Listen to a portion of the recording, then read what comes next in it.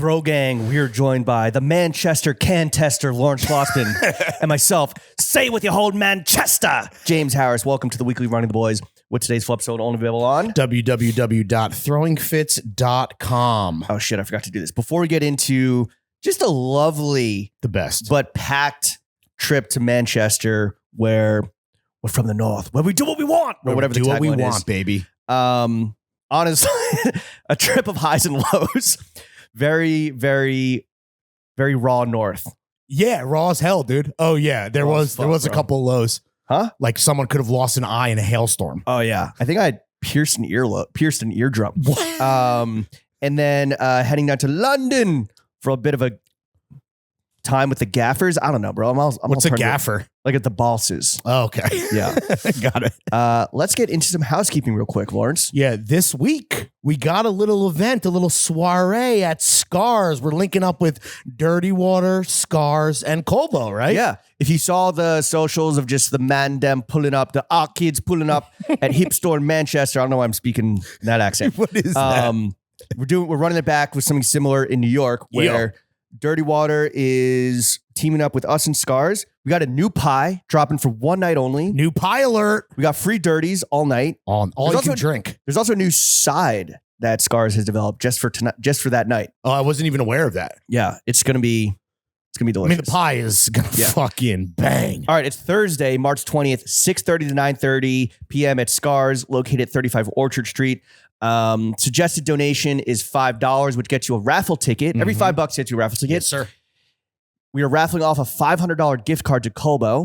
Get yourself some new Spring Johns, fam. Which is not to ruin the fit check, but I'm wearing. And all proceeds are going to a organization, that guerrilla organization in Uganda that is building a new school for some of the most isolated, impoverished communities in the area. I think it's going to be home to or school for up to 300 kids. Damn, each one.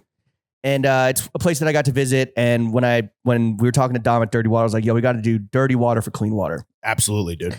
What a tagline. Yeah, anyway, honestly, banger. Pull up at Scarr's. Oh, and there's like a fucking sick merch, custom merch. Yeah. Pull up to Scarr's Thursday night, 6:30 to 9:30. Free dirties, new pie. The donation, I think the food is free once you donate, right? That's free pizza. I think so. I think it's free drinks. You got to buy pizza. I don't know. Whatever. Don't take. We should know more. All that matters is that your money's going to a good place. It's going to a good cause. It's free booze, and if you have to buy the brand new pie that we cooked up, no pun intended, for this event, it's worth every penny because it's delicious. We'll see you there, 6:30 to 9:30. Yeah. All right. Lawrence, we are back. Yes, sir. Back in balmy New York City. Nothing like the scent of a New York City subway train at 9 a.m. when it's hot and rainy. Well, I will say that the smelliest alley, the stinkiest, smelliest alley I've ever been in was actually in Manchester when we were getting sandwiches next to a fucking brothel. Yeah.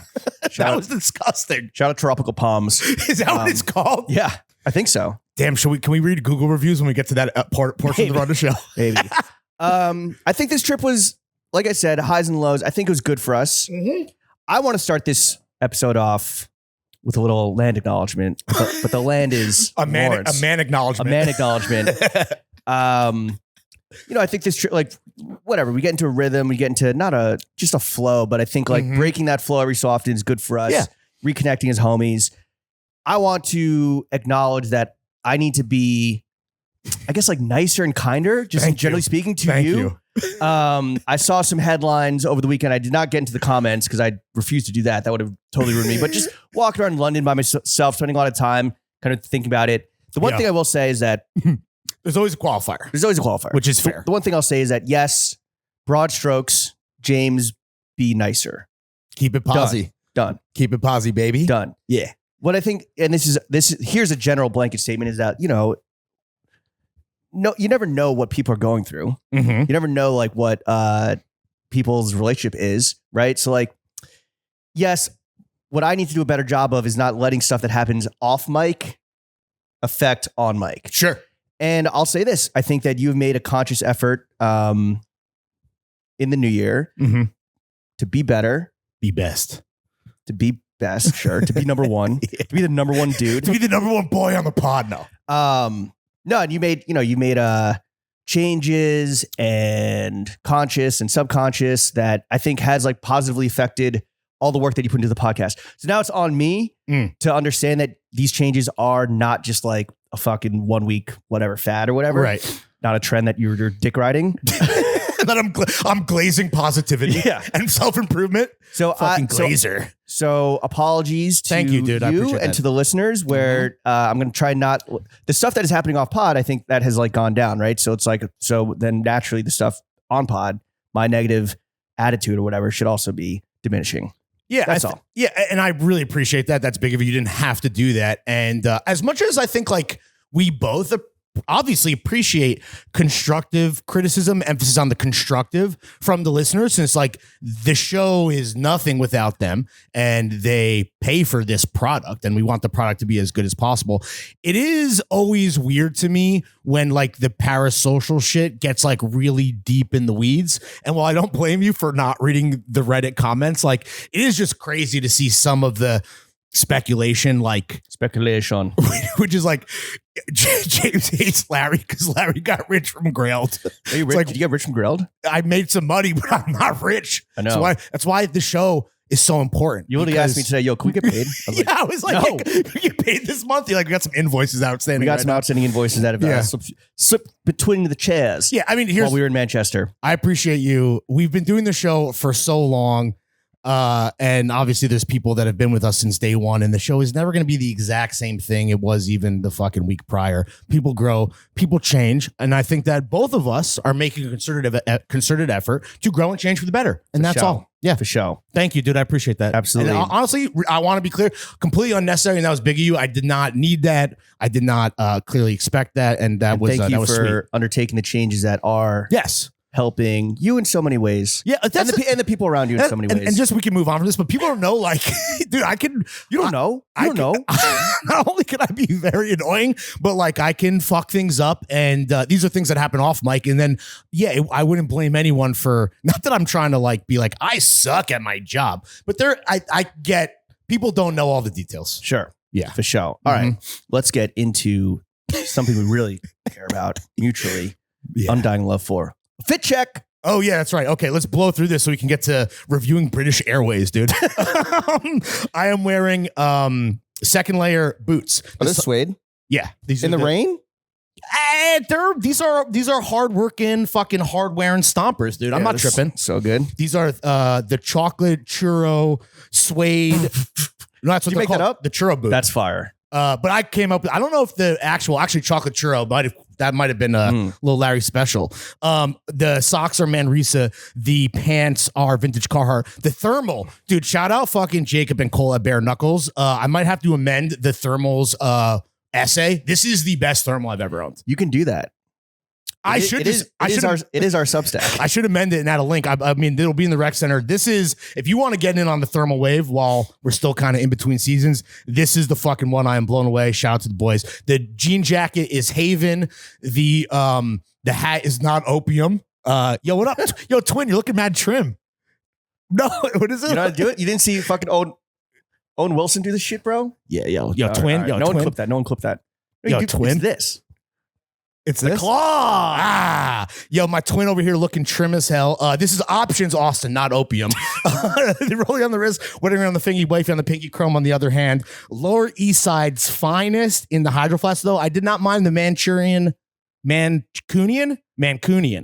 Who's the candidate? Though. I looked Manchurian candidate. Yeah. I did Google, like, is the Manchester tap water safe? It said only in kitchens. What? I was like, what? Versus out of the bathroom sink. I was doing that. Yeah, you had to. Well, no, we had a kitchen in Manchester. And we had a weird schedule in Manchester. We'll get into it. Anyway, I had no issues with the tap water. I think I had my stomach was fucked up, I think, from like the food, generally speaking, or maybe I had a parasite. Who knows? Yeah. Lower East Side's finest. The sunglasses are Celine. James, what do you wear today? I'm wearing Eckhouse, a lot of Stomper boots. I'm kind of upset that we missed the sample sale. Oh, yeah, we fucking blew that. Great sample sale. Yeah. That's what why I hear. Did I pick these up at there? I think so. I thought you bought them in Essence. I did pick up some slutty pleather shorts that I'm bringing to Miami. Yo, can I just say, I'm going to Miami later today, but I packed for it before we went to England. I have no idea what I packed. You don't remember? Your Not memory. really. You need to get your short-term memory needs to be It's not checked even out. that. It's I was like I said, it was schizophrenic packing for both the UK and Miami. And Miami was like an afterthought because it's only for 2 nights. So I'm kind of excited to like open up my bag and see like I don't want to review what I packed, and I don't think I'll have the time.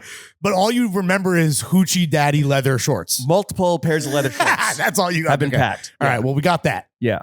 Spoiler alert. The socks are Nike Drifties. The pants are Daytime Novella, the snakeskin Realtree combination. The waffle knit tee, kind of like a cousin to a thermal. Mhm. It's like a Dobby. It's like puckered. Yeah. Kind of has this like seersuckery texture to it. Is Golbo. Nice. Shout out the homies over there. The little sweater is Arlegace. The Rizzler jacket.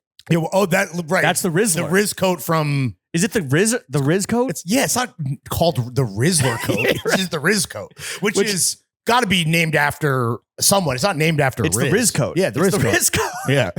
In Moss. It's the Riz Duster and Moss by.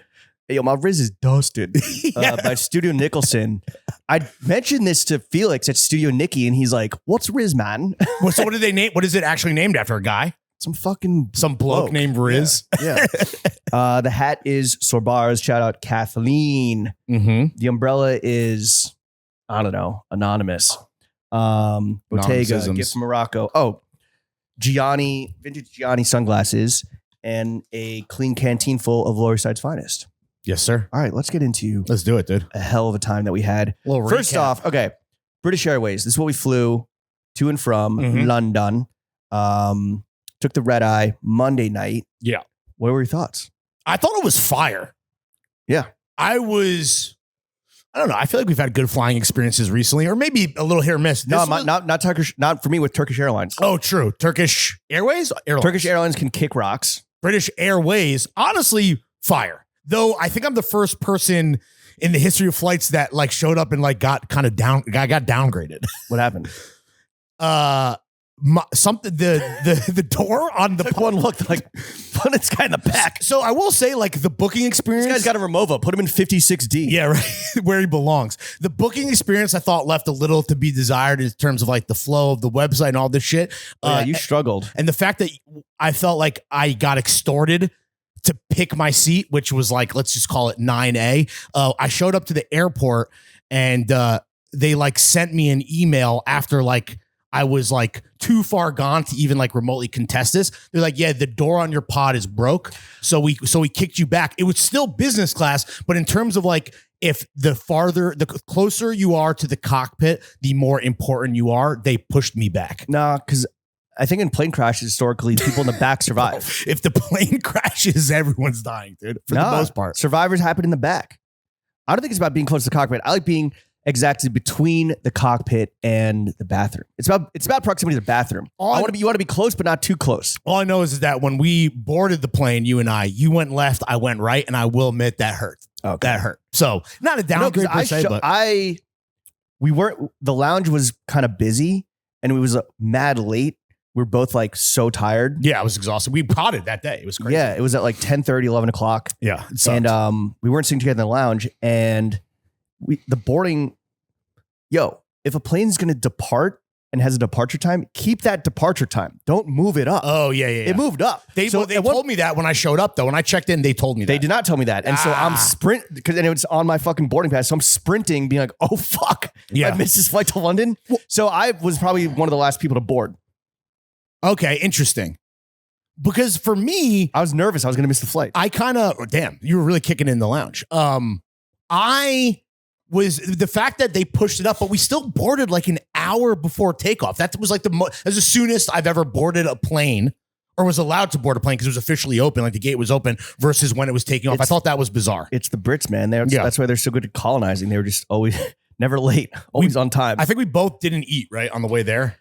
Yeah. They're like, what do you have for dinner? And I was like, when is being served? Like an hour to take off. I was like, nope. Yeah. Would you like some breakfast? When is being served? An hour before landing? Nope. No. I accidentally raw dogged the flight. What do you mean accidentally? Like I didn't eat anything. I didn't order any water, no drinks. I didn't watch a single second of television, of the telly. Were you sleeping? I just slept the whole time. Oh, that is the Or I was laying down trying to sleep and sleeping the whole time. I mean, making the effort, that is the best way. That's why you take the red eye, is so that you land as fresh as possible. Yeah, but I was not that fresh when we landed. Did you watch anything? I just got to say, dude, I rewatched the Lords of Dogtown, which I've not seen in a long time. Just beautiful, dude. Put me in such a, I mean, it's a bit tragic in terms of like the feels that you're going to get, but I could not recommend it more highly. I did not remember it being as spectacular as it was. Again, maybe it's like because, the chemicals in my brain are all fucked up at, 30,000 feet, and then Heath Ledger just fucking, this is before Brokeback Mountain. It came out a couple months before, so people weren't like ready for like, Heath Ledger is the best actor of a generation. He's a movie star for sure. He's a handsome guy, but watching this movie with the context of that performance, which came out later that year, and then The Dark Knight. So we're talking about 2 Oscar-nominated roles, which is pretty impressive. Like watching him in that movie, you're like, yo, he's actually fucking cooking. Like with the context, you can see where the career is kind of going. It's kind of interesting. That is the most words anyone's ever spent talking about Lords of Dogtown. It's good. Just a bunch of dudes just fucking shredding in SoCal. Bro, it's about the bros. And it honestly put me in a good mindset That's great. For hanging out with the boys in Manny. But I got some sleep after that. It was a bit of a shite time getting up to Manchester. Dude. That sucked. It's our fault, though. Not really. We tried to save money by flying into Heathrow and taking the train. That's on us. We could have taken a direct flight to Manchester and paid. It would have cost. Yeah, you're right. Double. And I think the timing was weird too. That shit sucked. That sitting on the fucking Piccadilly tube with a giant. You had a carry-on Nova. I had my non-Toomey check-in bag because I stayed longer. Which I wore like. By the way, I wore like 40% of the clothes that I brought. You were layered up, dude. You were very layered. It was because the weather was very consistent the whole time. So I was like, fuck. I brought like lighter shit. I brought heavier shit. I didn't have to wear. I brought lighter footwear, heavier footwear. I wore the same fucking shit the whole time. I've unlocked my strategy of underpacking. I'm so like I've unlocked a whole new future for myself of traveling where it's like just bring one great jacket that's going to work. In this case, another bare knuckles piece, my bomber, and just wear that the whole time. Like don't be focused on like I need a new jacket for every day because I'm Larry of Throwing Fits and we're going on a business trip. It's like nah, dude, just keep it simple, stupid. Yeah. I've like changed my entire life. Yeah, we finally get to Manny. We take the tube into Euston. Then somehow switch over to a fucking E-Town, keep it down. Yeah. An earlier train and get up to Manny around like midday. It's like a 3-hour train ride. Yeah, we got to shout out the Turkish quesadillas, dude. I loved it. I was like, wow, I didn't think they deserved to hit Gwitty. I mean, listen, when we put in a quesadilla on Gwid? What is that? What is a Turkish quesadilla called? I don't know. What's tag them? Go look it up. I can't pronounce that shit. It was fucking fire. Honestly, after not eating for at that point probably like 12 hours, just fucking Turkish chicken and cheese in a fucking I was nervous non-style tortilla kind of. I was nervous because I forgot to mention this, but between podcasting and leaving for the flight, I had probably the worst bubble guts of like the last 2 years. I just like snarfed down. This is probably a bad call, but I snarfed down a bunch of miso soup, a bunch of seaweed salad, and a bunch of sushi. And a little bit of vegetable tempura, I think. Fresh or saved? Like, was it in the fridge? Saved. I don't know if you have like leftovers. Oh, leftovers sushi. That's what I don't know what caused this fucking bubble gut issue. Me neither, but I was a bit nervous and I was like, made it, popped a ton of Modium AD. The AD stands for anti-diarrhea. Got it. I think the first thing he said to me was like, yo, bro, I had terrible diarrhea. Before getting on the flight. And like, I refuse to shit on a plane. I refuse to shit on a plane. What if you have to? My body just shuts down when I travel. Like clearly. But so then I'm like, fuck, why am I eating this like cheesy, gooey, Turkish sausagey deliciousness? But it was fired. Midness. I thought it was mid. And the chili sauce is probably the biggest fucking, problem. No, it's the aioli. Oh. That's what would fuck me up. Thank God. The tzatziki style. We get up to Manchester. Check-in. I had the foresight to ask for an early check-in ahead of time. Smart guy. Fucking thank God. The balls. Thank God. Shout out the 11 Hotel. The Gaffer. Oh, manager. Great hotel. Gaffer's a manager. Yeah, exactly. Soccer, right? The Gaffer. Great hotel in the gay quarter. Is that what it's called? We could just keep calling it that. But like, yeah. Which we are very familiar with because that's where we stay when we go to Manny. What is it called? I think it's just called the Gator, bro. Gay Street. Canal Street. Well, it's next, right? It's Gay next, Village. It's called the Gay Village. Yeah, you know when we pull up to Manny, do we hit the Gay Village with the fucking quickness? Because we're happy and joyful. Yeah. That hotel is fantastic. Yeah. But we only have a little bit of time there because we had to go link up with the homies at Hip. And I want to shout out the whole team. Let's go. At Hip and New Balance, where this was a long time coming, a long time planning, but a lot of it is done over email, Zoom. Once that's the case, you never really know what the vibe's going to be. No. If we didn't have this exact squadron of the Mandem and the Lastem, I don't think that it would have been like as good of a trip because we were in like tight quarters for like 3 days, 24 hours, except for sleeping, like every meal, going through like highs and lows, which we're going to get into. Shout out OJ. The juice is motherfucking loose. Man. He kind of ran point on this at Hip. He's the hardest working dude I know. Absolute MVP of the trip. Yeah. Shout out OJ. Shout out Sam at New Balance. Shout out Sam at Hip, the in-house photographer. Shout out Jody, the in-house stylist. And shout out Sean, the freelance videographer. Yeah. The tallest man in the UK. Yeah, true. He should have been a hooper. Yeah. Yeah. I believe that is we should Sam at New Balance as well. I did, yeah. Oh, you did? Yeah. Oh, right. Both Sams. So many people named Sam. Yes. Yeah. and then Sam from also New Balance later. The other Sam. Yeah. 3 of those men have bangs. So that's all you need to know. I will say this, and you've said this before. We've said it before. A press trip. This is not a press trip, but a trip that you take for work lives and dies by the crew.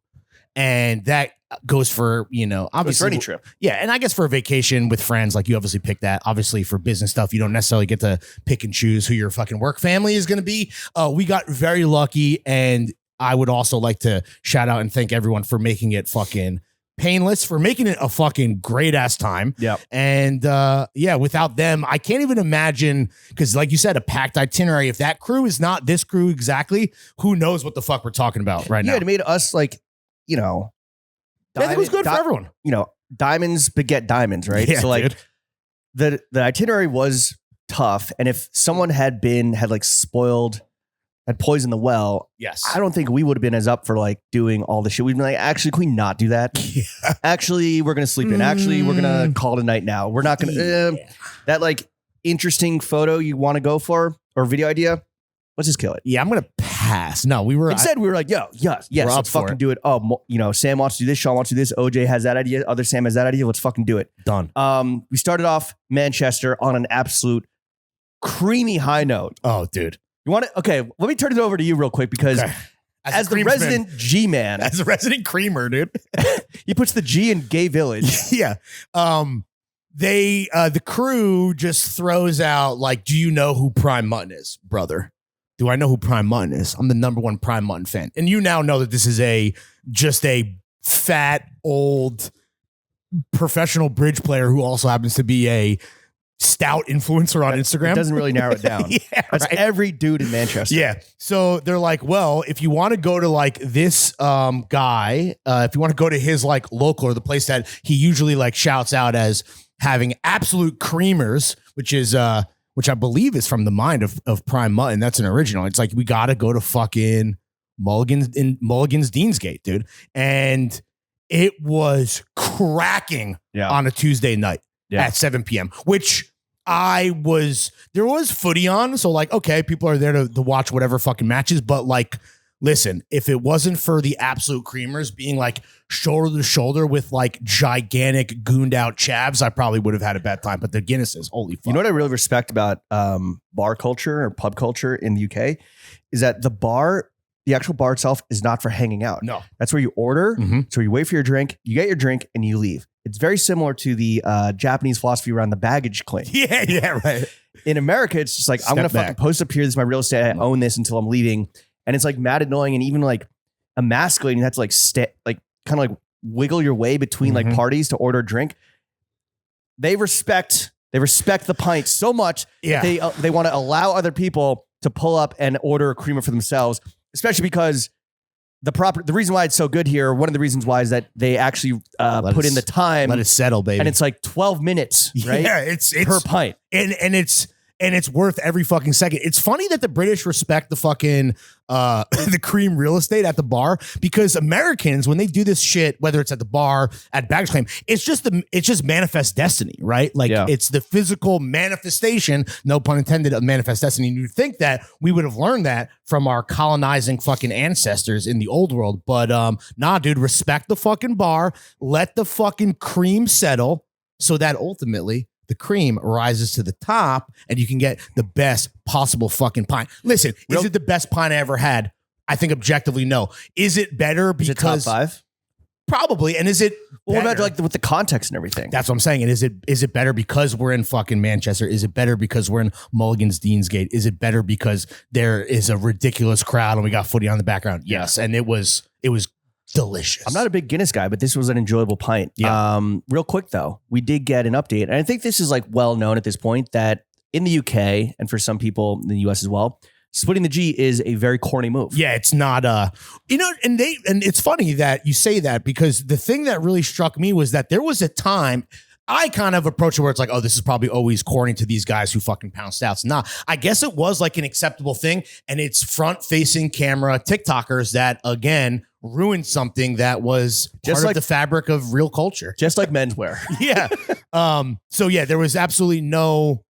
Well, I think that's the thing where it's like you and the fellas, fucking binge drink, have an excuse to binge drink, try to split the G. It's as soon as this motherfucker comes out, this camera is propped up, then we got a fucking problem. And then pints and chit chat with the lads. Well, interestingly, I was like, yo, what is the reaction to that? Pints and chat with the lads. Yeah. And that like viral video that got memed to Bolivia, that I think we probably kind of a million times did first, or at least most effectively. Mm-hmm. And they're like, yeah, fuck those guys. They're like, that is such a type of guy that is like, what do they call them? Like Soho bugs or something? Just something like that. Soho roaches. They're like, that is such a guy. And like, you can see him coming a million miles away. Mm-hmm. And like the brands that he wears, probably pretty obvious at this point. But it is like, that is a tribe and a dude that you see in Soho, London, like a fake posh muff, Chinless Henry. Yeah, and we got him here too. And I will say that absolutely, it's that time of the year. And shout out Max. Be prepared because they're defrosting. Yeah. All right. So after a quick one or two at Mulligan's, we head over to OJ. Was I think like very not shook, but he was like the dinner location changed like 4 times.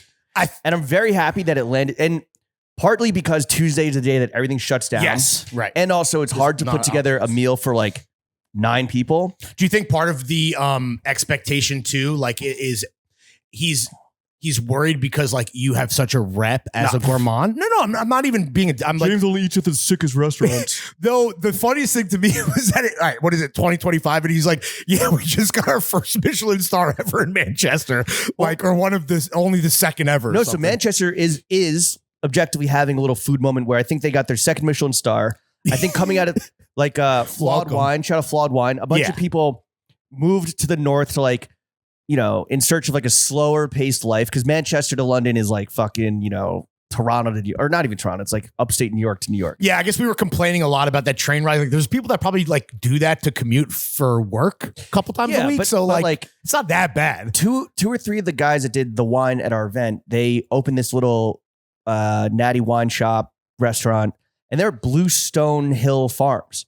Oh, like shit. in upstate New York. Yeah. And they were like, oh, I miss home. I want to go home. Let's open up this shit. And I think a lot of that happened. Fat Pat's is another example of like maybe like a homegrown. We'll talk about it. Well, it hit Gwyd. That's a cosign.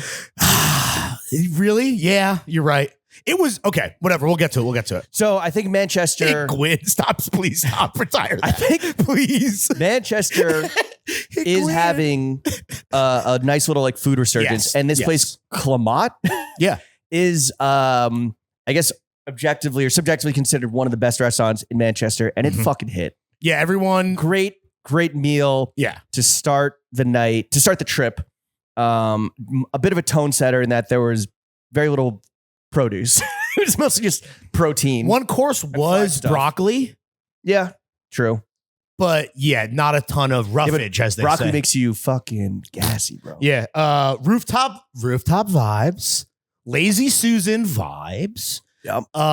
I will say the best thing that I ate on this entire trip, and it did not hit Gwyd. I did not take a pic of it. Was the and I guess they changed the menu. It's prefix, right? Like for a big. So I don't know if this is always available for anyone who's like adding this to the list, dude. That pork, brother, It was nice. Yeah. that was really fun. It was exceptional. I will go as far to say that. We were a rowdy table, and when the pork touched down, it went silent. Yeah, That's how you know it's good. Yeah. You always are a silent eater because I'm a vacuum. you get your yapping in pause. You get your yapping in between courses, but when the food touches down, you are focused. Yeah, locked in. That happened to everyone with the pork. Yeah. I thought the hash brown with like the Batarga Veneta was really nice. Yo, was that like a fish cream?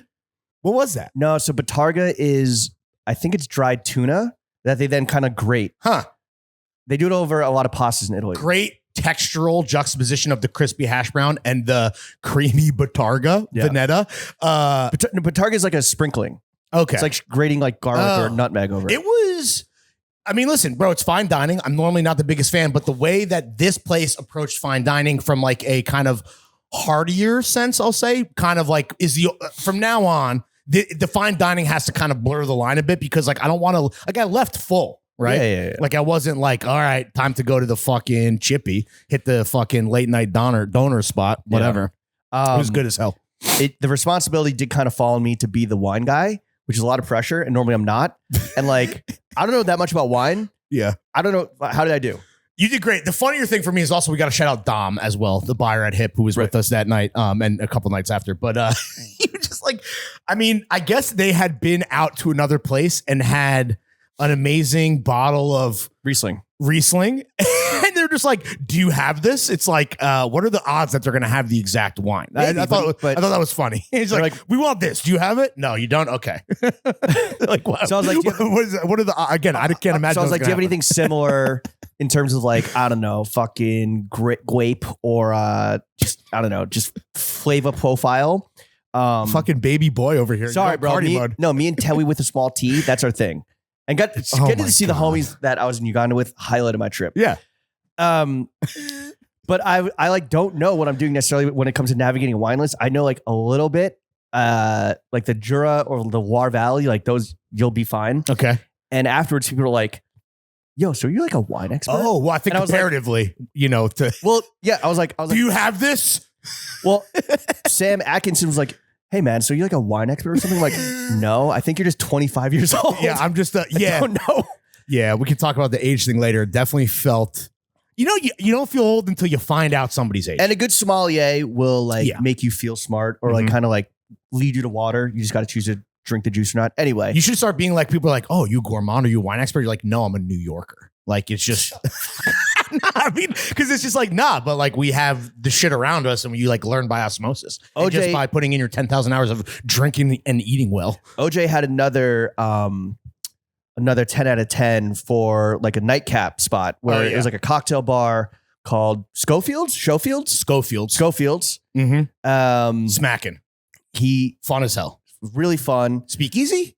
No, not really. They weren't open. They normally aren't open on Tuesdays, but there was like a Manchester Food and Wine Festival happening that week. So that's why they stayed open. Yeah. And we're ordering like cocktails and Guinness sidecars. Yep. Strong move. Yeah. On night one. Chugging pints, bro.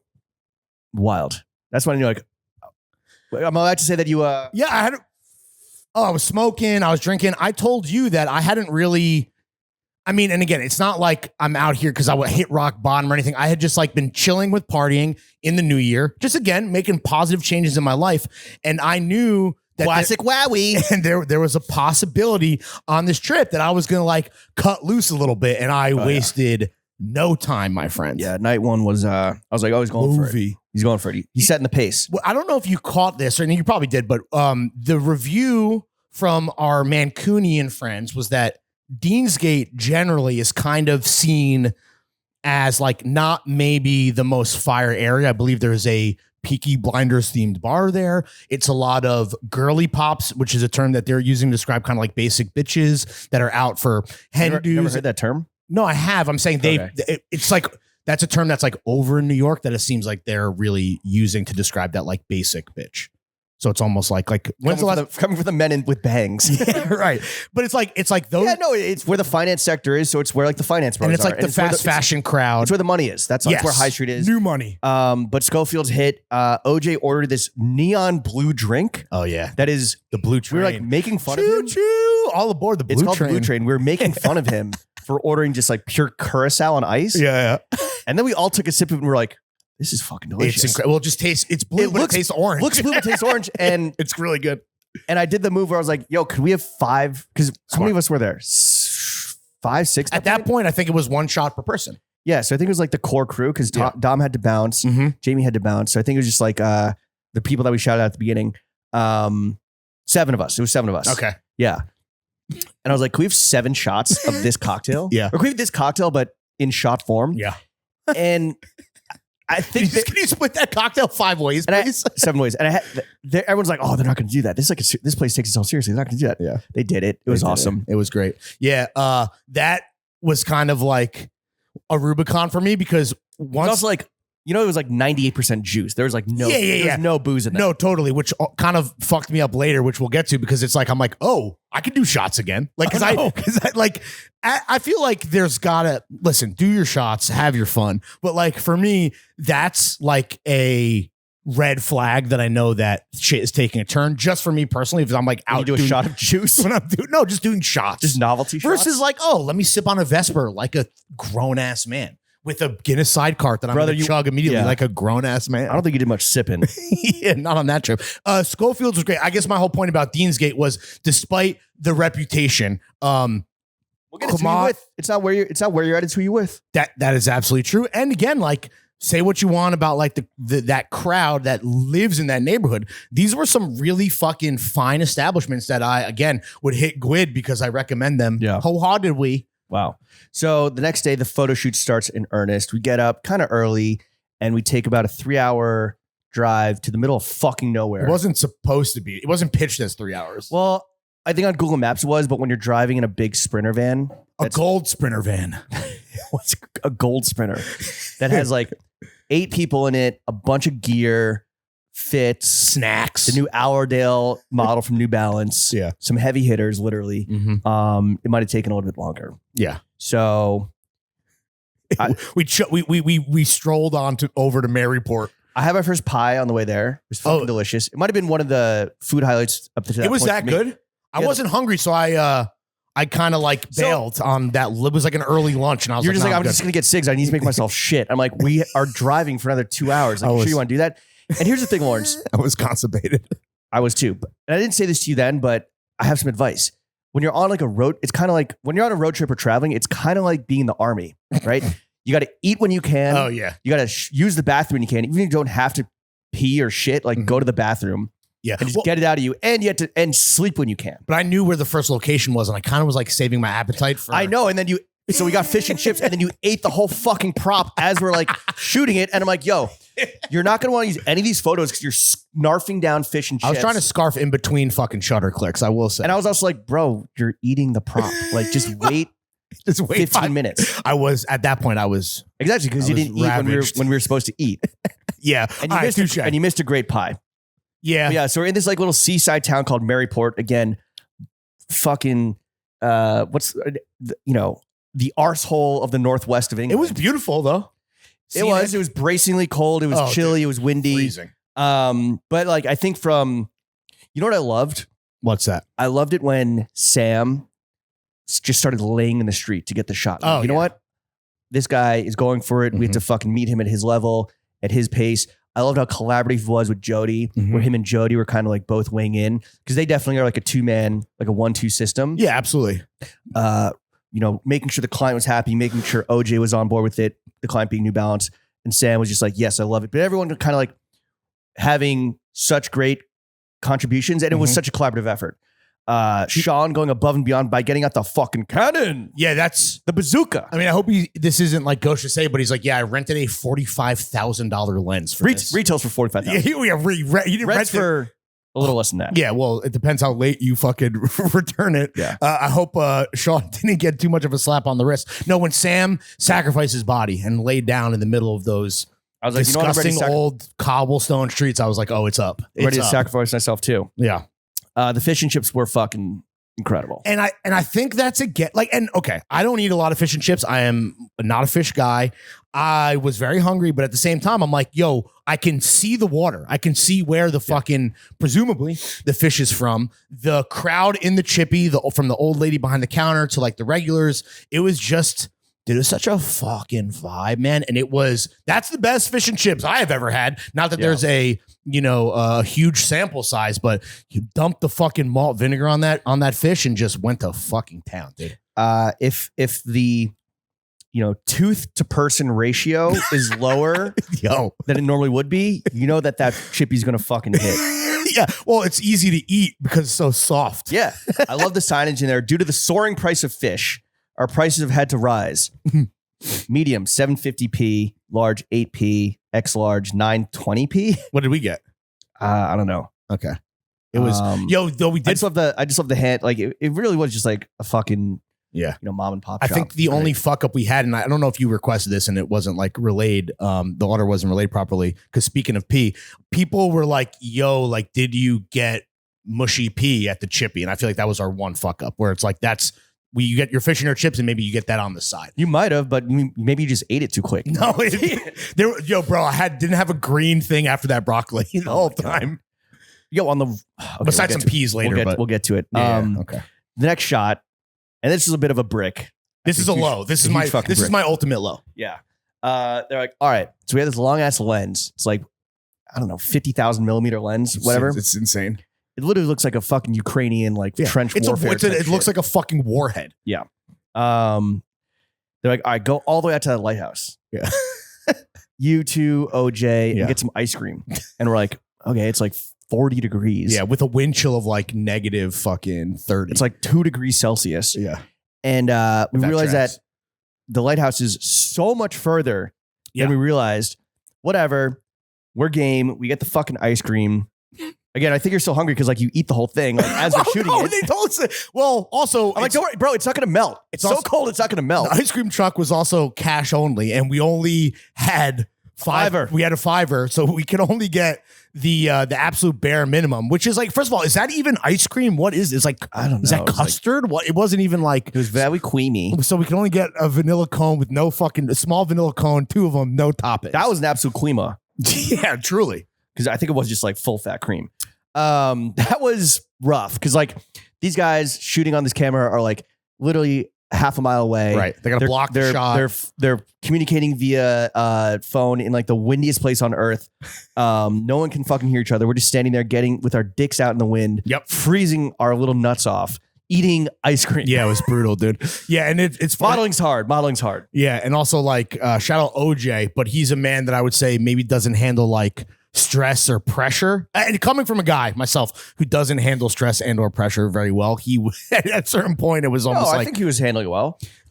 I was just like, yo, give me the phone so I can so we can talk to him direct because it's like person A talking to person B, talking to person C. I'm like, just hand us the phone. Am I crazy or like ultimately did we either not get the shot or they're like, okay, we're gonna scrap this? We scrapped it. Yeah, we scrapped it.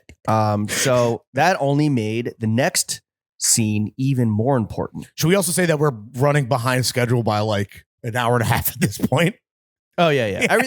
Everything was kind of like that happens, and the sooner you accept it, the better it is. Mm-hmm. We're just like, we thought we were gonna have 2 hours snap. Nope. Except the things you cannot change. Exactly. Mm-hmm. So the next shot was even more important, and this shot had the most potential. So we're up in, if you want to look up where we are, we're in Flimby / I don't know exactly where we're in. The locals pronounce it Flimby. I think the town is called Cockermouth. No, Trimby, dude. We were in Trimby, dude. Nice. I know someone named Trimby. I went to school with a buddy named Trimby. Yeah. Is he opium affiliated? He is not. What kind of name is Trimby? I don't know. Some Irish Boston kid. Okay. All right. Trimby O'Houlihan. You're focusing on the right thing. You should be focused on the fact that we're in a place called Cockermouth. Well, yeah. What? Well, everything is named stupidly there. You don't got to drop Carti fucking references into the north of England. We're in we're in Cockermouth. It's already funny. I'm trying to just stay topical. We're in Cumbria, Cockermouth. How did these motherfuckers invent the language and then just completely bastardize it out the gate? I don't know, man. Pause-worthy names of villages and towns. Maybe that's what this town was built on. I guess we built this city on oral sex. I guess we built this city on oral sex. I did feel like a sex pest taking a photo of the Cockermouth school sign. Ooh, wait a second. You're on a watch list. I guess like the British did also invent buggering, or maybe the Greeks did. So, either way, shout out the they were Greeks for that. carrying on the great tradition of the classics. All right, so we're in this like super isolated, rugged countryside. This is across from the New Balance factory in Flimby, where they do all the made in UK stuff. Like you can see the Isle. We're like, if you want to look it up on a map, we're like due east of the Isle of Man. Mm-hmm. It is rugged, harsh, raw country. The beach that we were on, right across the street from the New Balance factory in Flimby, which we'll talk about. Mm-hmm. I was gonna say, so it was low tide, and the tide is so extreme that it's like literally, I think like 3/4 of a mile of just like sand. It was wild. It's normally underwater. Mm-hmm. So we're like, it looks like another planet. Yes. We got to use this landscape. So absolutely. we go all the way out to the water. It's about a 15-20 minute walk. A trek. We're like dodging muddy, like low tide slime. Yeah, we're in sneakers that are like the focal point of the shoot, so they can't get fucked up. There's the context. Yeah. So one of which is a white leather pair. We walked 20 minutes down to the water's edge. We set up. We were about to start shooting, and a fucking hailstorm hits. Crazy. And like I felt something. I was like, oh wow, that was like some like serious spray off the ocean. Mm-hmm. And then it's just like ding ding ding ding ding ding ding ding ding ding ding. A fucking hailstorm is just like assaulting us, and there's nothing we can do. We're so exposed. Yeah. We have no coverage. None. I'm ducking into my rear fleece. The only person who had coverage was OJ, who conveniently used the MacBook that we need for shooting to protect his dome piece. Yeah. OJ was dubbed by Sam, the photographer, as the worst photo system of all time. OJ, maybe it's time to get some bangs so you can protect your forehead, dude, so you're not using Sam's fucking ibook, dude. Bro, I wish I had the fucking iMac. I wish I had the train spotting haircut, because like hail's like hitting in my ear, hitting my eyes. I'm like, this is horrible. In terms of like the worst kind of hail, obviously, like if there are ice boulders fucking falling from the sky, that could kill you, sure. But these little fucking razor sharp pieces of ice, I would say, are like almost as bad, dude. It was legitimately extremely painful. Yeah, it sucked. And not enjoyable whatsoever, and also not conducive to a photo shoot, I would say. Well, so after that, our fits are soaked. And they're like, well, you guys look like shit. So like we lost the shot. Also, the cord that was connecting the camera to the laptop, I don't know if it was OJ protecting himself from plummeting ice that ruined it, but like the cord shorted out, and like we weren't able to get the shot anyway. So we're like, fuck. Yep. That's a walk of shame back to the fucking... Let's trudge back to the van. We are freezing. We are soaked. Everything sucks. The shoes are so dirty. On the 15 to 20 minute walk back, about, I think 2 more hailstorms happened. Yes. I think it was the final count. At this point, we look like we're like lost World War I soldiers just trying to make it back to like our home trench. And like people are accidentally meandering, because this beach is huge. Yeah. People are meandering into like muddy sections. Like we're not talking anymore. Not everyone's in a bad mood. Everyone's in a fucking, not in a bad mood, just like I need warmth. Well, self-preservation. We were in the trenches with the gas like it's 1917. Bang. That was rough, but modeling in the wind and rain, sometimes you just got to do it. Yeah.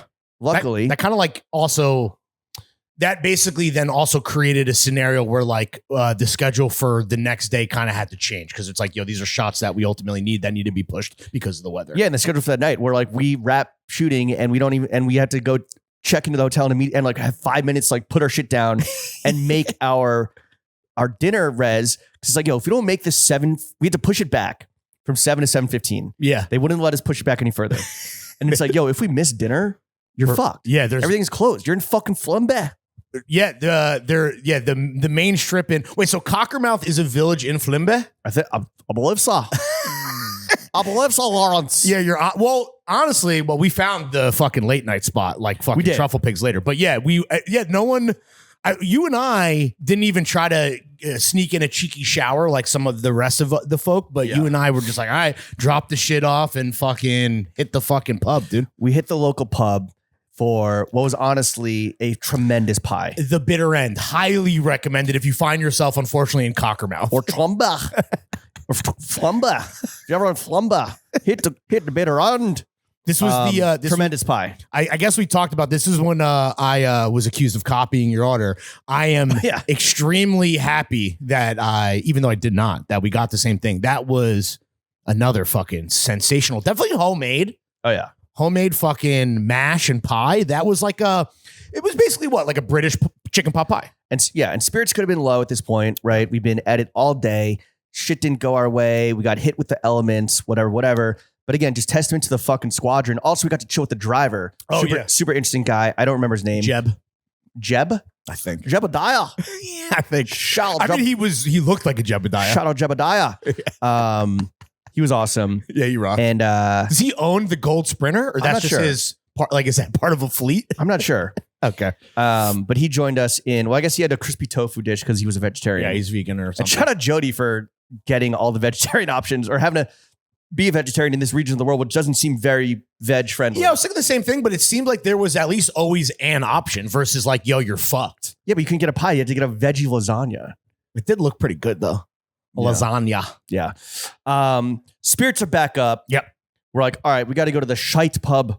Because again, we're in Cockermouth. Yeah. This is a place that they had been to before that I believe they were calling it like, they said it had like evil vibes or something. They said it was cursed. There was there were 2 pubs in this town.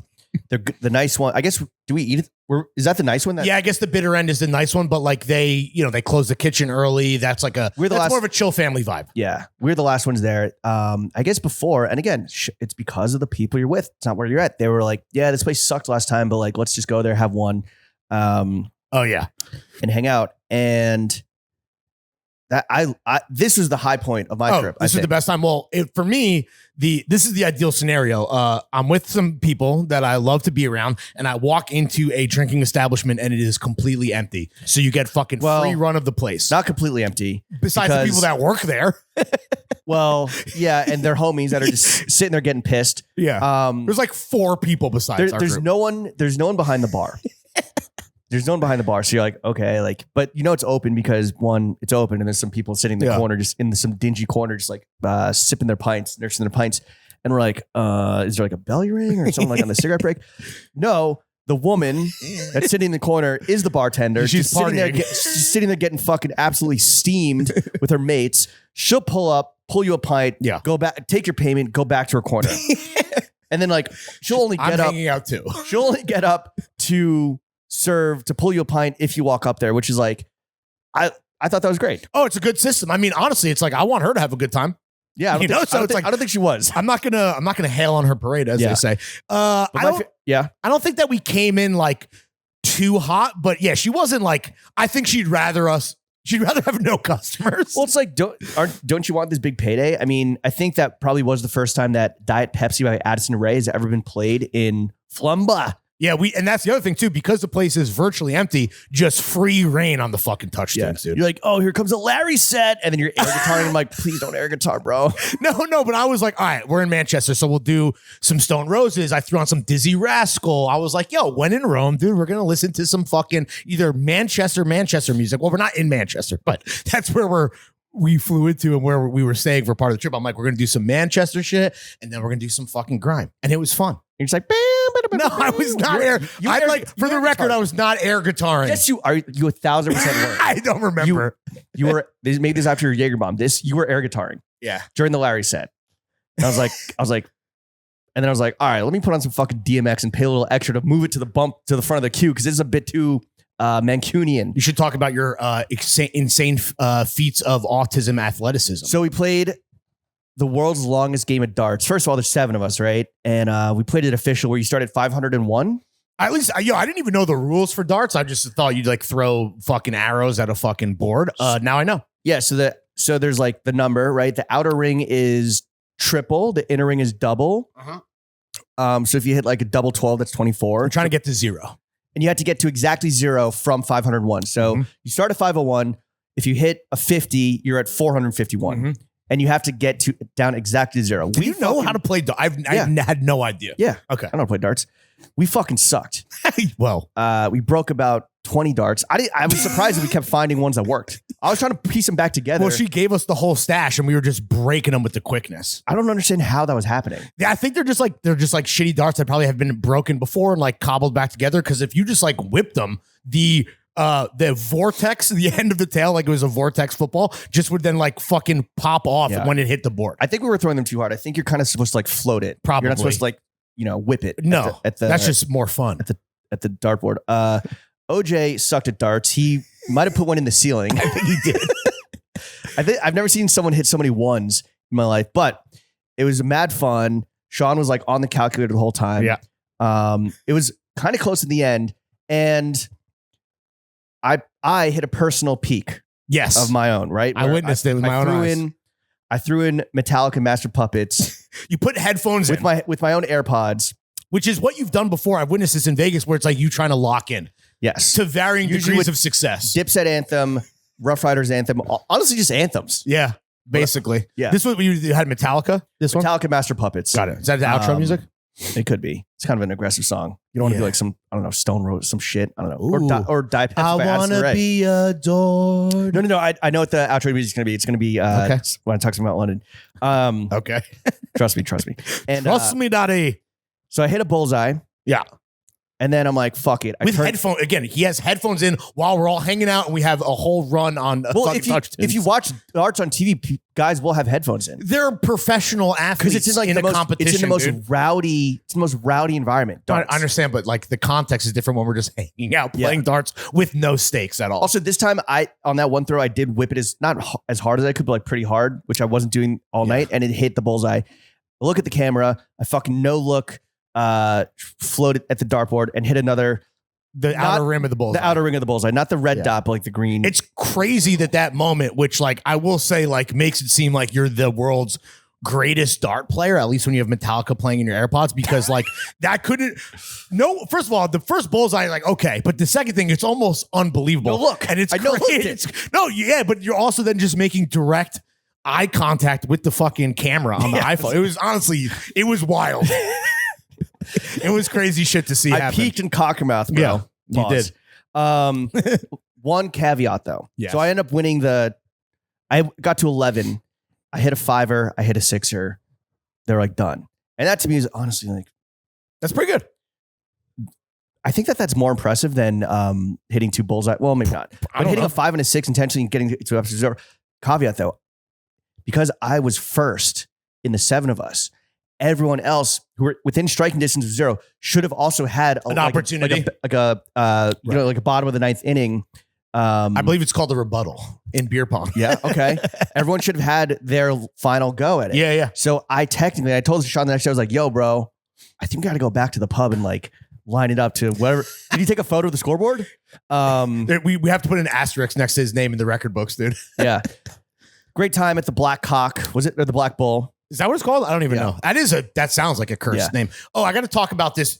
Just like I didn't know how to play darts, I was not aware of this new development in shot taking technology where we were, again, because the shots were in the air and it was fucking shooter mindset. You said winner and loser has to take a Jaeger bomb. And then we all were getting Jaeger bombs. It's a shot cup that has an area for the shot and then, or I guess like the float or whatever you call it, and then like an outer rim for like the other liquid. I've never seen that before. So when you tilt it forward, you get the whole. That's to me is like genius, and I guess that's like and everyone's like, oh yeah, like there's glass ones, there's like permanent nice ones that you get at like a maybe not a Chris pub. I'm like that's crazy, and honestly, I think just speaks to the insane drinking culture that the Brits have because I have never seen anything like that innovation. In my life. Yeah, addiction will beget innovation. For that sure. is true. Addiction, innovation. Yeah. So that was that's the title. We find a late night donor. Yeah. Let's not put addiction in the title, bro. Addiction innovation. Okay. Find a late night donor. That fucked you up. I was fine. I pounded. It was really good. It was really good. Normally when I'm drunk eating, I am a fucking monstrous maniac. I can only do half of that thing before I was like, yo, I will. This is personal growth. I'm like, tomorrow when we have our 8 a.m. call time to like go to the fucking factory and like interface with New Balance employees and then do more photos. I'm like, if I finish this thing, I don't know what's going to happen to me. Yeah. Let's talk about the factory. So New Balance made in UK, if you guys aren't aware, which I feel like most people listening at this point are aware of the Made in UK program. Mm-hmm. They have a factory that up in the north, right, where it's more premium materials. They do what? The 992 V2. The 1500. They do the 991, the 991 V2. Sorry, yes. The 1500 and now the Allerdale. Yes. I think are like the 4 shoes that they're making up there. Right now. Yeah. Right now. Mm-hmm. I don't know about you, but like I've been on some factory tours before. Yep. This one felt a lot different. Okay. And I walked away from there. And again, maybe it was just like riding this wave of just like awesome trip with awesome people. Yeah. But I was like so into it. Yeah, it was really cool. And it gave me, and I'm not just saying this because we were up there with New Balance. No. It gave me like for real like perspective and like appreciation for like the minutia and like what actually goes into making a performance sneaker. Yes. And you know, justifies the higher price point of a made in UK, in my opinion. And they're talking about kind of like, you know, how this compares to how the handmade aspects compared to the automated aspects. Mm-hmm. They are incorporating robotics. Yeah. How, you know, factories in Asia, the quantities are so much higher. So you can't have like a level of scrutiny that you can when you're only turning out like a set level or quota that is much lower than like what they're pumping out in these mega factories in other parts of the world. And like, I don't know if this sounds corny, but it was like, there is, even though a lot of it is like machinery and systems and like processes, there is like a level of soul that goes into it. Oh, absolutely. When you're just seeing like, you know, everyone's like listening to the same fucking music. They all have like tattoos that are like crazy tattoos. Yeah. They're all wearing New Balance, like whatever. They probably have to. That is one of the rules on the factory floor, by the way. Yeah. But it really was like, I was like, to see it. And we got a tour that I think they're making a 1,500 at that point. What were they making? Yeah, they're making 1,500s. To see like, you know, one person just like on like the eyelets. One person's on reinforcing eyelets. Is on like quality control of the leather and like marking out all the flaws. And then some guy has to come in and cut, you know, with a fucking hand press like knife mold, like cut around every flaw, but to maximize the yield from that like piece of giant leather was fucking crazy and really cool. Yeah, I mean, here's the thing. I hope no one thinks this is sponsored. This is like truly sincere. I'm with you. Like, we obviously like love New Balances. New Balance is cool. I'm sure a lot of listeners at home will agree. Everyone has like their favorite models and their favorite collabs, and New Balance is definitely like hot and dope right now. And I don't need another reason to like have them in my rotation or wear them.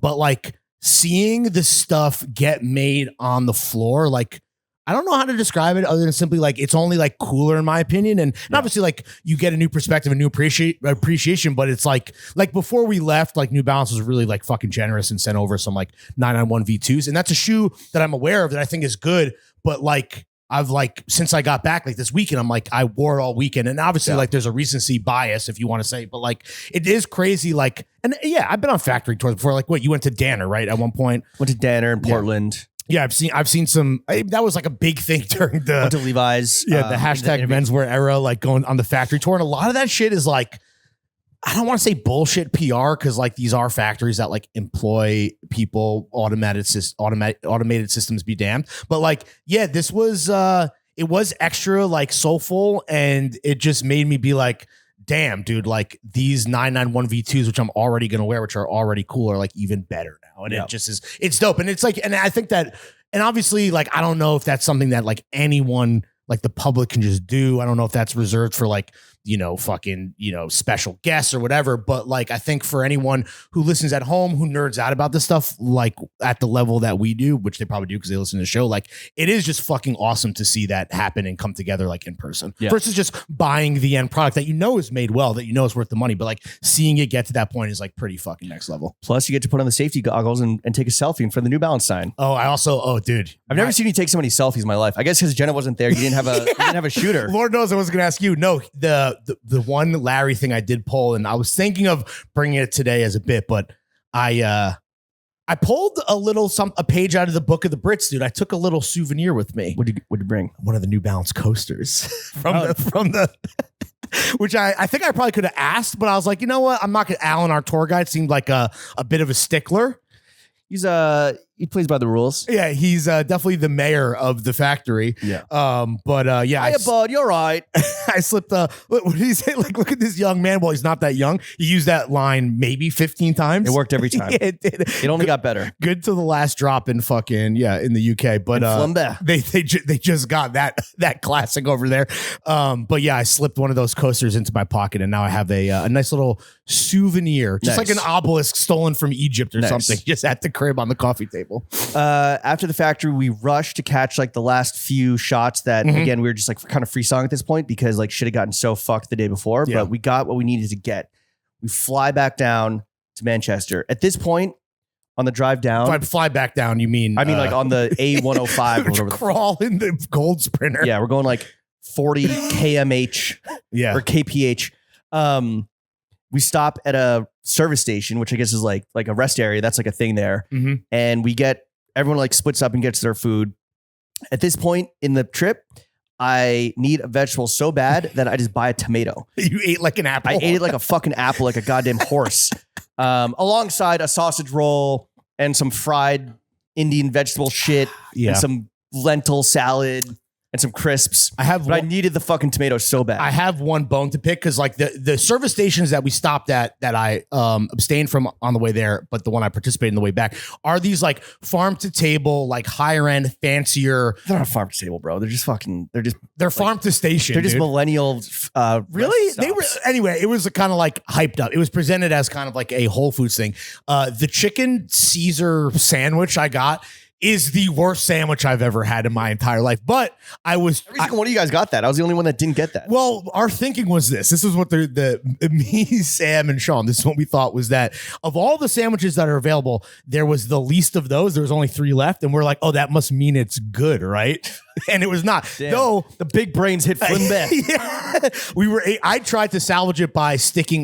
Maybe they only made 3 per day because I know there's so little demand. They're just waiting for the 3 Stooges to come through and buy the driest sandwich known to man. But I did try to save it with my new favorite crisp, which is a Walker's Sensation Thai sweet chili. You're like, yo, everyone take a handful because I'm about to fucking beast these motherfuckers. Yeah, but I'm like, bro, can we please share the chips? Shoving. Though the station branded vinegar, salt and vinegar chips were like, that's the kind of, see, these motherfuckers. I've never had a bad salt and vinegar. But weren't these extra vinegary? Like, weren't they like real strong? It was a cider vinegar. Oh, there it is, dude. Well, they should fucking change the recipe of every fucking salt and vinegar chip to cider vinegar because that should it. But that, I was shoving the Walker's Sensations, which it is someone, I don't know who made this comment, but now I can't not think of it when I look at the picture that I put on Gwid, is that Sensations and the branding, it literally looks like a sex toy or like lube. It's apt, like the fact that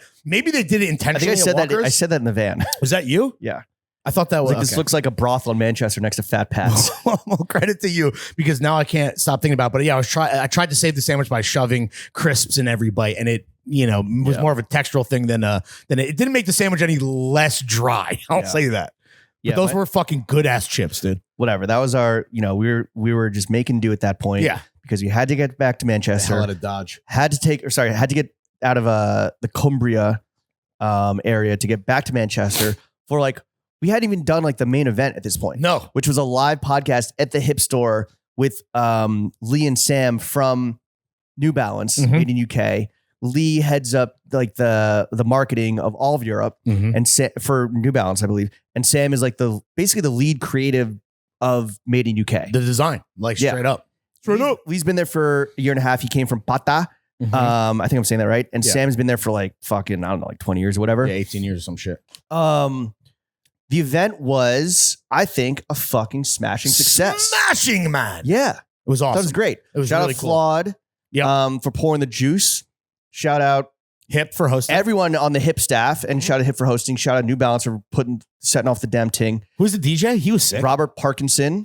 Shout out R Parks. He was fucking spitting tunes, dude. Yeah. It was great. It was a very, very fun time. At this point in the trip, I mean, we'd be remiss to say, like, starting with the red eye, I think we got like 4 hours of sleep. I don't know about you, but like 4 hours of sleep every night. I was going to bed hammered every night, and I was not, even if it was more than 4 hours, it wasn't like good sleep. But yeah, I don't know. The vibes were just powering me. And I just want to say, like, I always forget when we go to the UK, we typically get a great reception, but like we don't go all the time. I would love to go more, but it always just fucking blows me away. Just the sheer amount of love. It's like, for me, I mean, listen, say what you want about fucking British history and British politics. The people that I interact with are wonderful. And it just, every time I'm there, I'm just like, damn, dude, like, Not that obviously I could live there because I speak the language, but I'm like, you'd be dude, dead in a week. but when like the love that throne. We say you couldn't live there because you don't speak the language. No, I said I do speak the language. So that's one part. We kind of don't. Yeah, I'm not out here fucking with the Cockermouthians, dude, in terms of like, the real shit. But no, I don't know, man. It's just like, we say this every time with the event where it's like, okay, I'm not stressed about because everyone's like, oh, you like nervous to do the show? No, we've done our 10,000 hours. We're going to have a great conversation. The questions are good. The guests are good. You'll hear it on Friday. It's a great fucking quick little hitter as these live shows are. I'm just always nervous as no one's going to come. And then bang, line out the door. Yeah. Amazing. Yeah. I love it. And thank you to everyone who's listening who pulled up and got to say what up to us or took a picture. Like it just warms my fucking heart, dude. Warms my cockles. Thank you to the friends, old and new. Warms my Cockermouth, dude. One of the highlight for me was having a little reunion with some of my Uganda mates. Yeah. Terry Donovan from Percival. Friend of the show. Came up Terry from Donovan. London. Dean Walker, not Scottish, by the way. Yeah, they were telling me that was their favorite detail that you brought from that trip was that thinking that Dean is a Scottish guy from Maryport. It's like, yo, if you're from the north, if you're from anywhere north of Manchester, you're fucking Scottish. Yeah. If I can't understand you when you're speaking English to me, you are Scottish. I was super psyched to meet Dean, and he delivered. Dean dude. was what a fucking legend, man. Dean was the man. He did make me spill a glass of red wine on your bare knuckles bomber. Right, 2 seconds. White wine, thank God. White wine. 2 seconds before we were set to go on, that's just Dean, baby. But it was really cool to see these Dean guys. in the hip store. It was really, really awesome to see these guys that I share this like not incredibly because unique is a binary. It's either unique or not. It's a unique experience with. Just to see them again, I was like, holy shit. It just like brought so much flooding back. Obviously just like the inside jokes and the banter start up immediately. Yeah. I was like, Terry, you got to stop speaking in a baby voice to people. They don't understand that's like a joke that we're doing. They just think you're speaking in a baby voice or have a terrible speech impediment. You guys are in love, dude. The fact that's because you've been doing it so much recently and like your fucking Playboy Carti. And now that I have the context, it's pretty funny. But yeah, we need to retire that if Terry's not around. They thought I was the grown up. Please. They thought I was gay. They thought I was gay. That's not baby. That's just weird. They thought I was gay. They thought I was gay. What's like that's the Carti. I'm not even going to ask about Carti. I haven't listened to it. It's so unpleasant to listen to. It's growing on me. It's fantastic. Thank you for asking. Nice. I'm glad that as a 37-year-old man, vamp life is, continues to be a part of your life. I get younger, don't get older. So yeah, shout out those guys. They rented out they were like, yeah, we just got an Airbnb and it's like this like insane like 2-level duplex penthouse. Did you peep? What? You didn't go, right? No, they showed me the photos. Oh, okay. It was just awesome to see these guys. Again, like new friends and old, and everyone that hung out afterwards. It was just a grand old time. That was fun as hell. That was a great. It was basically like a rap party in terms of like after the live show, all the obligations were done. Killed the photo shoot, killed the live show. Yeah, fucking friends, new and old, fucking employees of Hip, employees of New Balance, homies that were came in for the show. Right. A bunch of Mancunians. That was like a great send off, and definitely I stayed out later than I should have, knowing when I had to leave Manchester to get back to Heathrow the next morning at like latest 10 a.m. to walk to the train station. But honestly, dude, worth every fucking drop. Yeah. So that was a wrap on Manny. Let me ask you this. Were you nervous at all? Because normally when we travel, right? Yep. Getting back to Heathrow, like a little slightly more complicated. Navigating the trains in London, slightly more complicated than I think what we normally do. And normally when we travel, I'm like, whatever, on fucking lead with the Google Maps and shit. Yeah, because I have T-Mobile and don't get good. I was on LTE the whole time I was out there. You get LTE in New York. Were you nervous having to travel and navigate back yourself without having Jimmy to lead you? So yes, but because I knew that I was going to be thrown into the fire and had to navigate and do this like an adult, I paid very, very close attention, maybe even took some notes on the way there. So there was absolutely fucking zero holdup, and I had a good, cool 4 hours to kill before my flight back home at Heathrow. That's awesome. Yeah. No, I had no issues at all. I woke up, what was it, Friday morning? And at that point, I think like the boozing, the lack of sleep, the shitty diet, just not being in your routine, like really caught up with me. Dude, and I was like, sure. I felt awful. And it's not from like the one night before. It was just the accumulation of like everything, just traveling hard. Yeah, when I ran into you at the train station, because we were like traveling basically on 2 separate trains, you seemed fairly down bad. I had like I'd hit the snooze button so many times. I pushed to the absolute limit. Yeah. And then you made your train. I made the train. Thank God. Made the train. It was a crowded train. Someone sat next to me. I don't know who that was worse for, her or me. Same, dude. Because I just conked out and I think I was just snoring the whole time. But yeah, so you were able to get home. All right. So this wraps up your trip to the UK. What do you watch on the way home? 300 and then its sequel, 300 Rise of an Empire. Sick. They fucking suck so bad. Wow, what a cinephile. Why'd you watch those? Because I hadn't seen them in forever, and I was like, "Oh, this is a perfect." There's a reason why. It's a perfect double feature, 2-piece to like kill, half of the 8 hours of the flight home. It is. So that's why. And then I listen to Carti the rest of the time to get all my thoughts together that I'll never be sharing on pod. All my takes and opinions. How was London? And let's wrap this up. You gotta go to Miami. Yeah, London. Not because we're not having fun, to be clear. I love London. London. But I get there and I'd ask for an early check-in. Shout out to Standard. They hooked it up a little bit and incredible location. Across the street from like the main train station. So like you get off the train from like wherever, King's Cross. What? Pricey? Was it pricey? No, not really. Oh, nice. And it's a big hotel. And it's like literally across the street. Sick. So like anywhere I need to go, I was like good and set up. It's so centrally located. It's across the street from the fucking Harry Potter like platform or whatever. Mm-hmm. But I get there and like, oh, sorry, your room's not ready. Do you want to upgrade for like £100 more and you can get into a room now? I was like, yes. Done. Immediately. Because that was like the first time I had to shit in like would you have paid 5 days. Would you have paid £1,000? No. I would have paid £250. Yeah. I was like, I need a bathroom, like a private bathroom and a bed like right now. You're like, what's the cost of these nice pants? Like if they're kale pants, I'm about to fucking shit in and ruin forever. Like that's the bar. Yeah. Get a shite and a snooze in. And I meet up with, again, Terry, who had made his way down from Manny and had gone straight to meet up another Ugandan homie, Raul, the co-founder of Exposure. Oh, nice. They have like a little Friday tradition where they just go post up at a place and have like a 6-hour lunch. Okay. Must be nice. Like, just like slowly eat, slowly drinks, just hang out. And normally it's at Chiltern. Chiltern burned down. Mm-hmm. So they're at this place called Burner's Tavern, which didn't burn down, ironically. Didn't burn down. Real burner shit. Beautiful room. Oh. And I was like, you know what? I'm in fucking London now. Like, don't worry, it'll hook with. Beautiful room. Upper crust type shit.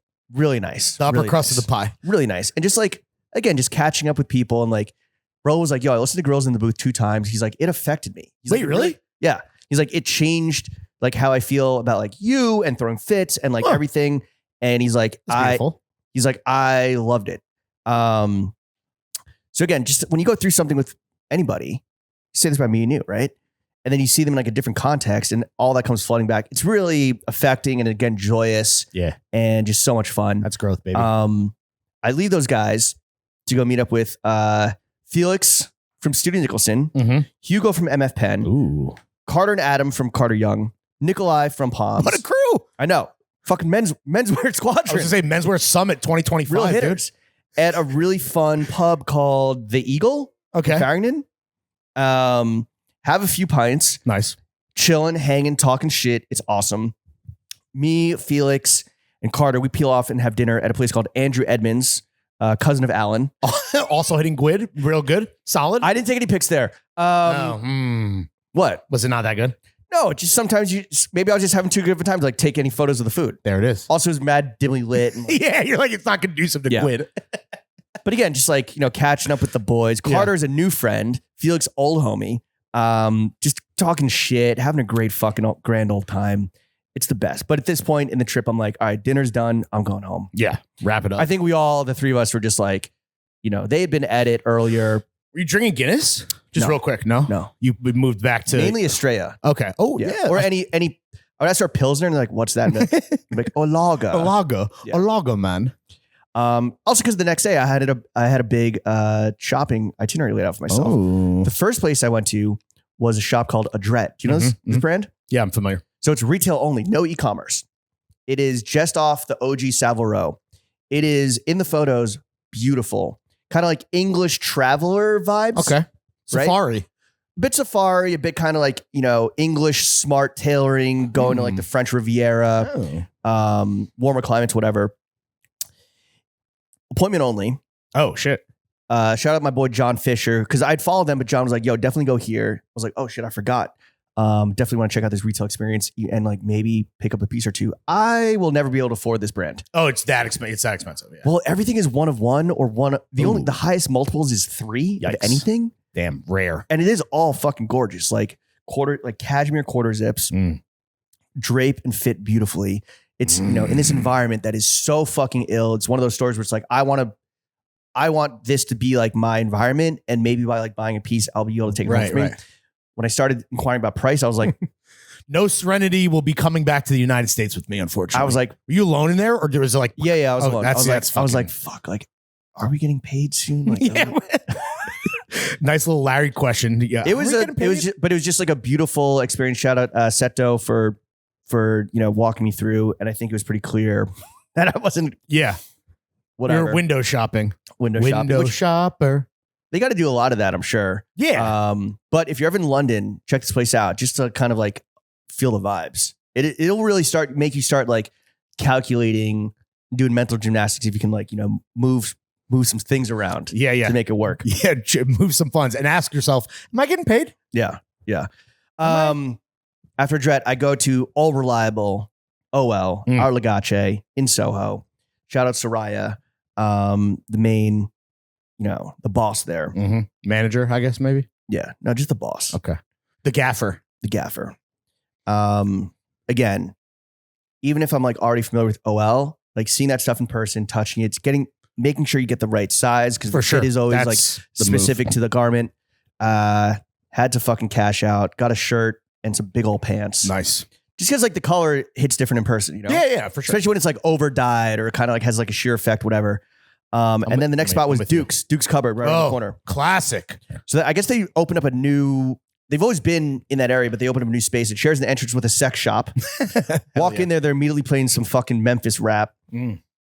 And the bloke at the front, I didn't get his name, but he's like, oh, I fucking love this Memphis shit, man. And I'm like, yo, have you ever heard of this person? He's like, oh, mate. Like, she's on my fucking playlist, man. Amber London. Okay. Serving Fiends. Got it. Oh, yeah. Phenomenal outro song if we didn't have one coming up. There it is. If we didn't have one coming up, though. No, we didn't have a different one coming up. Never mind. Yeah. Cash out at Duke's. Like, it's one of those, I saw the Stewie Vuitton. The Stewie Vuitton. You know what I'm talking about? Yeah, of course. The short sleeve button down where they got a cease and desist from LV in the 90s. I'm like, this is fucking history. I have to make this. Supreme, I think. Maybe. Because I think that's like a thing. It's like who got the cease and desist first. Maybe it's not. I don't know. Look it up. Yeah. Had to get a Stewie Vuitton piece just and it's like ugly as hell, but like I'm gonna wear it over the summer. Wait, can that be the title? Stewie Vuitton? No. And then like Milo is the man. Hopefully he comes on the pod when he's in New York later this spring. But Goat. I was like, yo, I gotta try these fucking I'm in listening to Carti. You gotta try these slime green double knee Stussy work gear pants. Yeah. And he's just good at his job. He's like, oh mate, those are fucking sick, man. And I was like, you know what? I'm gonna buy these. He convinced me. He's cool. And I'm like, he makes me feel cool. I'm gonna buy these. I like the color of that wrapping paper in the Topo Chico. I saw a picture because of I was like, if I don't want these, I know that I can sell them to Jacob Gallup. Immediately. Because they're Stussy and they're so ugly that they're good. Right. We'll see. I don't know. But Duke's was awesome. And then, after that, just did some shopping. I hit Ronning because I walked by and was like, oh shit. Like, that's right. Shout out Magnus. For, congrats. It's just like incredible that he was able to turn this one-man brand and now have like a retail destination in Soho, London. Yeah, crazy. Hit Student Nicholson, Student Nicky. Again, another brand that like seeing that shit in person just like makes you appreciate it so much more. But that was it for shopping. So later on, I meet Konrad, the homie, the boy, the co-creator of industry. He's with Ed Cumming, Fast Eddie, aka Eddie the Animal. Eddie the Animal. At not their local, because I guess local does mean like the closest proximity to your crib. It's not like what you hit them the most often. It's like what's on your corner. Right. You're like the bricklayers. But the bricky. Yeah. I hit up the Plimsoll pub with Mandem and just a great pub that was a piece of shit that some like whatever, it got fucking gentrified and like, kind of like what was like really grimy about it got like shined up a little bit. I mean, hate to see it. What's crazy is like when we didn't mention this with Mulligan's, hats off because of CCTV. The second you walk in there, because maybe you're a fucking hooligan with a bone to pick. Maybe you got a fucking rival firm up in that bitch. Yeah. Hats off. Yeah. Hate that. As a balding man. Con and Ed, like they had a whole crew there. And I got to meet a bunch of their homies, all solid lads. Mm-hmm. Solid lads. But I was a bit starstruck because I got to meet the actual homie that the character Rishi in industry is legitimately based on. How's that guy?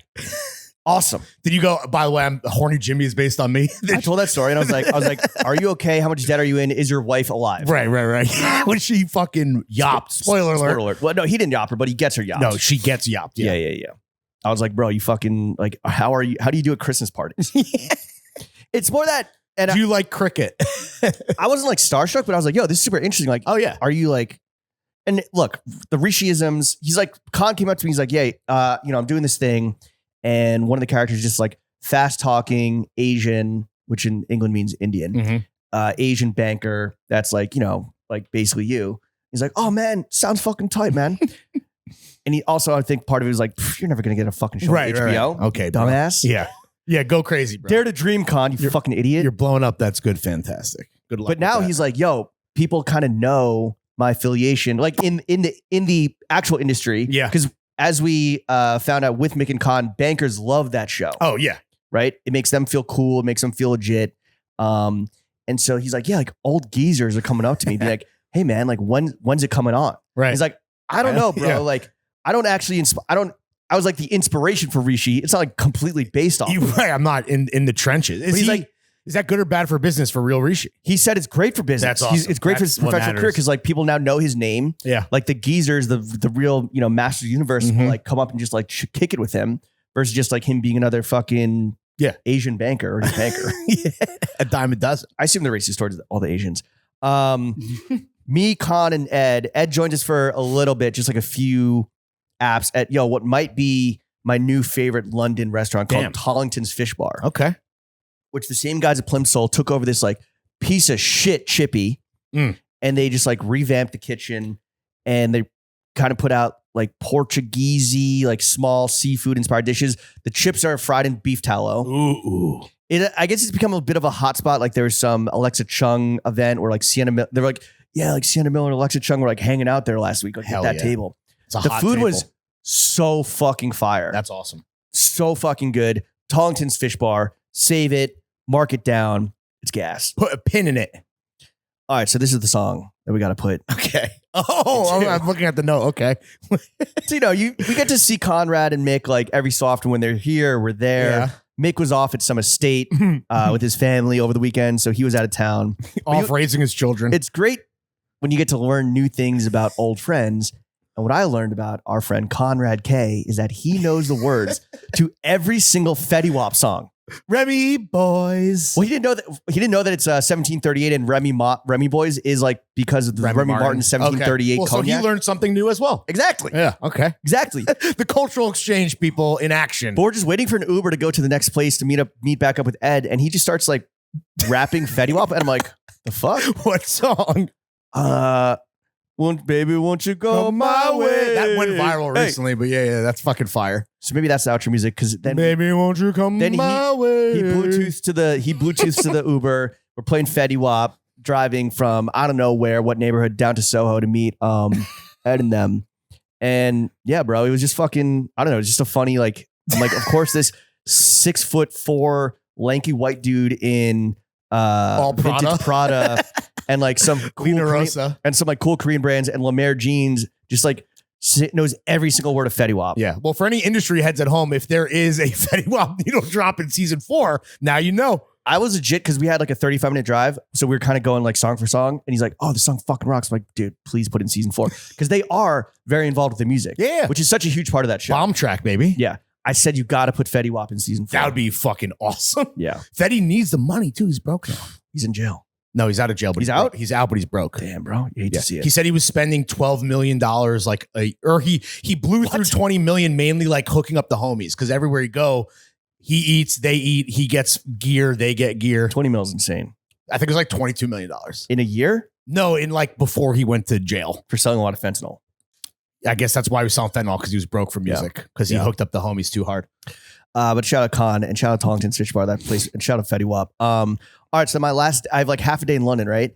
And I asked the front desk of the hotel, I was like, hey, I think I'm going to take the tube, the Piccadilly line to Heathrow from here. Yep. Is that right? Mm-hmm. And because it's a Sunday, I was like, does the schedule change like later in the day?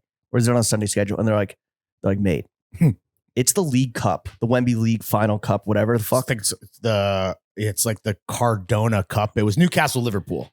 Yeah. At Wembley, right. And so they were just referring to it as like the League Cup. Yeah, I guess it's a newer trophy. Anyway, it's a big trophy final. They were like, you should not be one, like even outside, because it's going to be fucking violence, man. Oh yeah, dude. Violence and madness combination.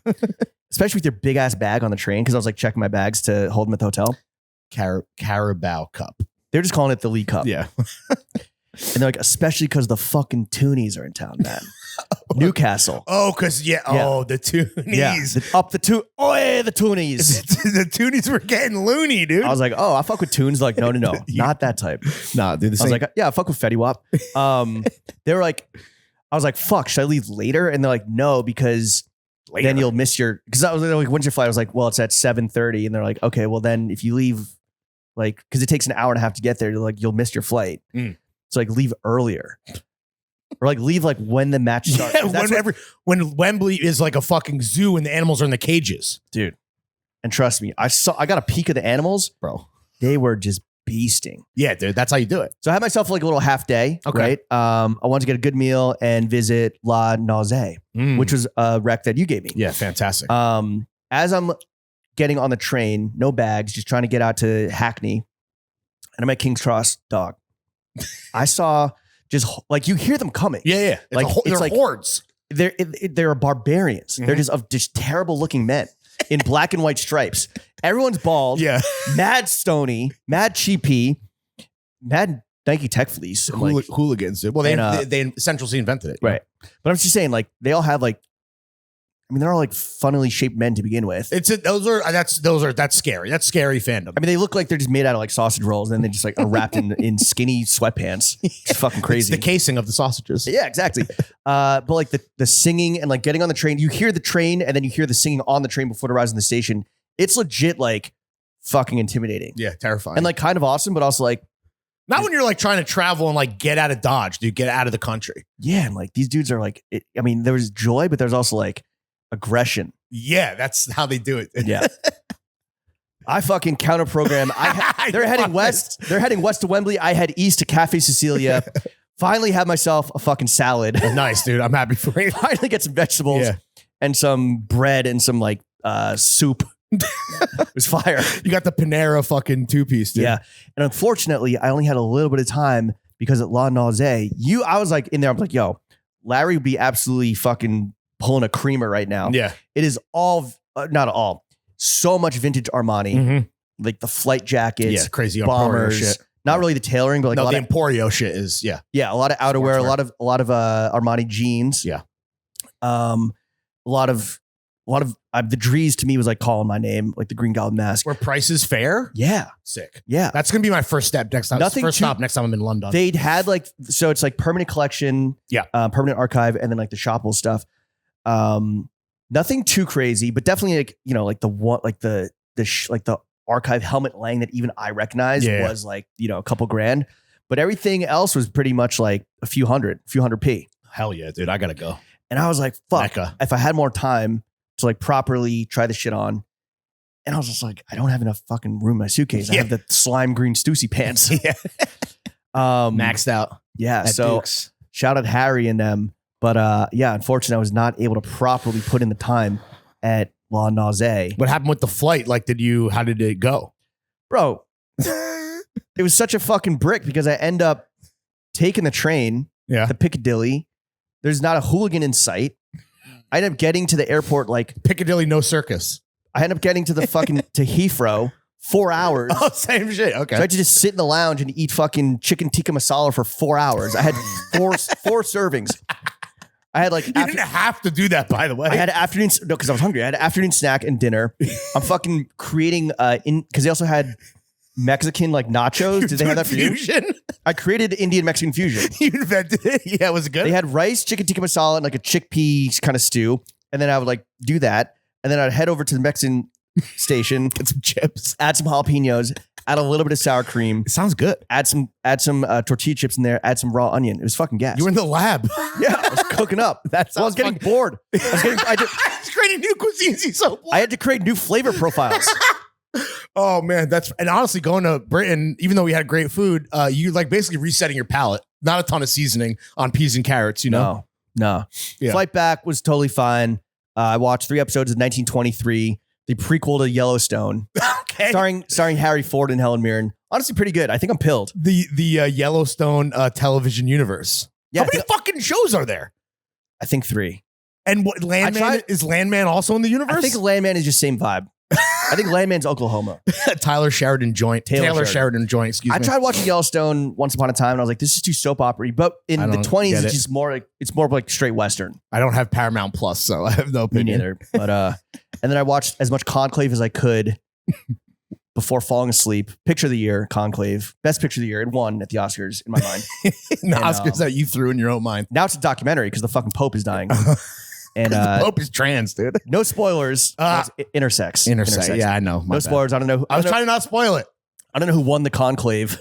Yeah, but because I had to turn it off before it ended, and then got home at 2 a.m. last night, and happy to be back in the good old. And USA. then you're going right to Miami. Going right to Miami, which we'll talk about in next week's episode. Yeah, real quick. Fat Pat's overrated. Also, dude, this guy I saw. Do you know when I posted Beavo? Do you know who Beavo is? No. Just Google it. That was the best. That was the craziest response I think I've ever gotten on IG stories. Is me riding the tube with Beavo. Just when you have some time, free time. Sorry, what? He's an influencer in the UK. Okay. He became famous for not chewing his food and just almost dying on camera because he swallows his taters whole. And I believe now he is a porn star, and he is known for doing walkthroughs at clubs and getting bottled. But he's just a fucking ridiculous. He is God's perfect creature. You saw him? I was blessed by Beavo. Dude, we took the tube together. He was just on the tube with the suitcase. And you walked up to him and you're like, yo. No, I just snapped a pic. Everyone's like, yo, you should ask him if he would come on the pod. Beavo, fucking legend. Or people are like, they hate him. He's just like, he's a very famous TikToker and influencer. Yeah, there's a documentary I'll fucking peep.